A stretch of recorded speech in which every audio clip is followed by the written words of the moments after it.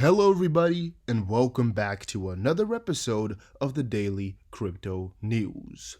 I hope you guys are all having a wonderful day, and if you guys are enjoying the daily crypto episodes, I would really appreciate it if y'all could press the like button and subscribe. It really helps me out a ton, and I'm trying to hit 50,000 subs by the end of the year, and gotta make some moves.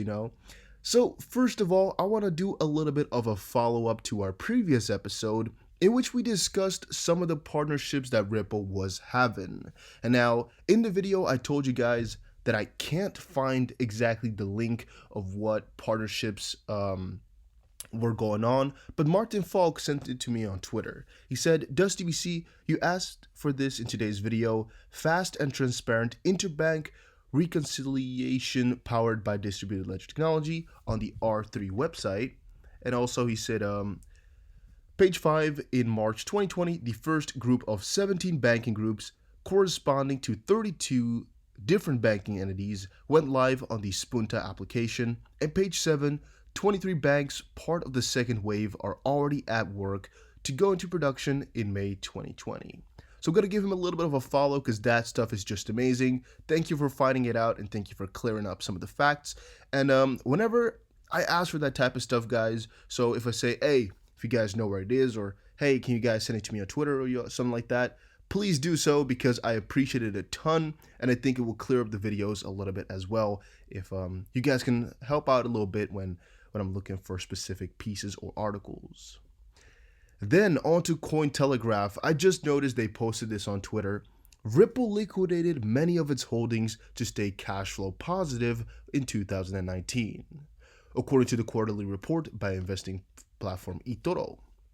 Now, eToro is actually, I guess, a very good place to associate with XRP because most of the time they're really being quite positive on XRP, and the analysts have a positive view. The users of eToro are holding XRP quite a lot.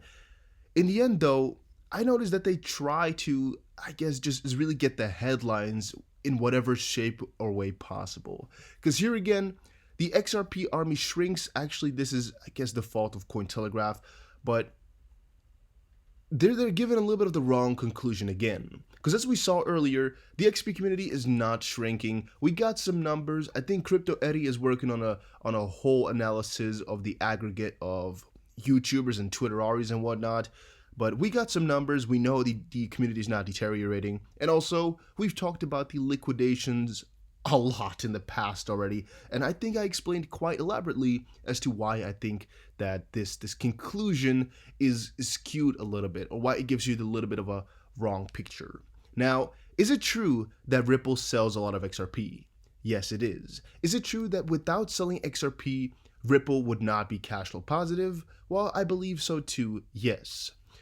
So with those two things said, why is it a positive thing, or why is it not that strange, or why are you not sad about it? Well, I know what it is like to sell something, right? That's one thing for all. And I also know that once you sell something a lot and you have something you're able to sell and you have a lot of inventory, or at least that's what I like to make the comparison with, you're kind of already making your next plans on the estimation of you being able to sell more of that thing. So in the case of Ripple, they know they have a frick ton of XRP and they know they will be able to sell it for a very, very long time. All right, they planned on this. It's their way of doing operations, and thus it's a good assumption to make.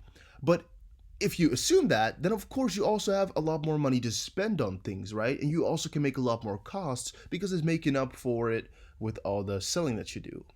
So in this case here, they're selling a lot of XRP, making a lot of costs, and people are like, well, if they weren't selling all that XRP, they wouldn't be cash flow positive. Kind of saying like, all right, if they weren't spending all that XRP, they would still have all the costs. And that's what I think is not true. I think if they didn't sell all the XRP, they would have a completely different plan, and they would also most likely still be cash flow positive, but then with a different route. If they were to stop selling XRP right now, I definitely don't think it will be good for them in terms of cash flow, because of course they didn't build their model on this, and they're going to be left with a lot of costs that are not going to be able to rule themselves out. So from that perspective, I always think it's just kind of unfair to to judge them like that, but in the end, everybody does what they want, and the Telegram thing is coming back quite often. I still think we can just disregard it all, and let's move on. Charles Hoskinson just said on Twitter, but, commits don't mean anything. You're just a wallet. Cardano's a scam. It's just a white paper. They haven't accomplished anything. Charles Hoskinson is a command. Getting pretty absurd now, isn't it? Oh, getting pretty absurd now, isn't it? Okay, so basically, Redpin just posted on Twitter, can't wait that Cardano gets soon upgraded with Shelly. The developer of ADA are going all in right now. Just look at the weekly contribution to the source code. Over 2,600 commits in just 1 week, and over 11,000 commits each month, and 134,000 per year. Hard to ignore the process. So I guess commits can say something, yes. It's not always the case because some people like to fake it a little bit. But I believe for Cardano, it's actually quite a legit one, as that's what we discussed, I think a year ago or so already. And basically, Cardano is working their ass off to get their platform ready and rolling, and of course they have the approach of doing everything slow and steady instead of doing everything fast and I guess loosely. And one of the things we've seen then is that they've been regarded as a scam or a useless project for a very, very long time and very, very often. Even though their stuff, or I guess their effort, yes, and results are steady, but they're just slower than the average, which makes people wonder whether or not they have the best intentions and whether or not they can really get their stuff done. To a certain degree, I get it, but on the other hand, I'm also like, every project has to start somewhere. Every project has their own time of development, and in this case, Cardano is just a slower one, but the results are making up for it, I personally believe. And the roadmap and I guess all that they've been planning to do, yeah, it's an infinite discussion, all right? Because trust me, guys, I've done at least 100 videos on Cardano, and very, very often have I explained to you guys exactly what I think about them. I think it's just amazing what they're planning to do, but the slowness and the marketing is just not that great, which makes people slack, right? Which makes people not want to kind of talk about it too badly, or kind of want to, drift away, which is really, really a con, because their core is ridiculously good, and their progress is also pretty nice, in my personal opinion.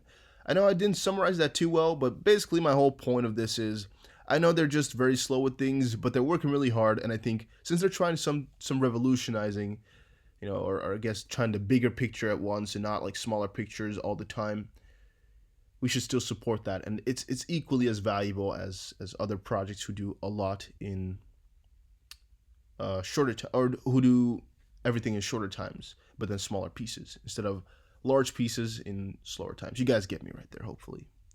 All right, I just also saw, where is it now? Misha Lederman say on Twitter, the Tron blockchain recorded its highest daily increase of new accounts yesterday on April 19th.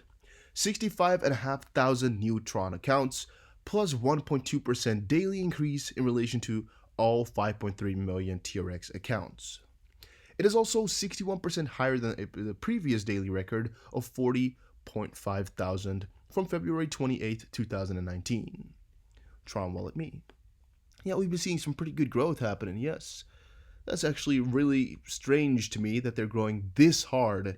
But Justin Sun replied to this tweet and said he doesn't know where it's coming from. If we just quickly check out Justin Sun here. He just retweeted and said, I have no idea why people suddenly start to use Tron. And I personally actually have no idea why people start to use it right now. I really don't know. I don't know what happened here. I don't know exactly what the catalyst is, and I don't know where it's coming from. But if you guys know, again, just let me know in the comment section down below, because I'm quite interested. King Solomon just put something on Twitter which really gave me the giggles. And that is, when XRP goes to 589 plus, the first thing I'll do is pay $5 or $4.99 to join the Insiders Club. Not financial advice. And I'm kind of wondering what the Insiders Club is. I believe it's like the club from like the DAI Mr. XRPB or something like that, and another guy possibly. And they all combined to, I guess, make people spend a couple dollars a month to be in a community or something like that. I don't necessarily know exactly what it is for, But it's just fun that only when it hits 589, he'll decide to join for $5 because then they were right? I like that. I found that really funny. And I didn't want to like it because it already had 589 likes. So, yeah. Chainlink cryptocurrency is up 100% year to date. What's behind the intense rally? I'm also kind of wondering, Chainlink has been doing so extremely good over the last couple of months. It's broken a ton of records, it's breaking a lot of patterns, and really it's excelling way above some of the other cryptos out there. Doing really damn good. Chainlink has beaten Bitcoin while emerging as one of the most profitable assets in the cryptocurrency as well as the traditional market in 2020.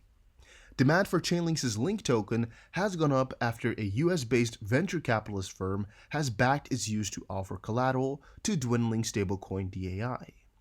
Link has broken above crucial resistance areas and is looking to extend its uptrend. However, there are some risks. And now I don't want to get too far into exactly what the risks are or some other, stuff besides it, just because I don't cover Chainlink too much on the channel. But today is also a little bit of an experiment. What coin would you guys like to see more in videos? Would you like only XRP, or also some Cardano, also some Chainlink, also some Tron? Let me know in the comment section because I'm trying to expand the crypto videos to kind of cover everything that is important to know about. But I want to see you guys' opinion on that. I'll check all the comments, so make sure you comment it down below. And make sure you check back and subscribe for more videos later today. Thank you guys all for watching, and I'll see you guys again in another crypto video.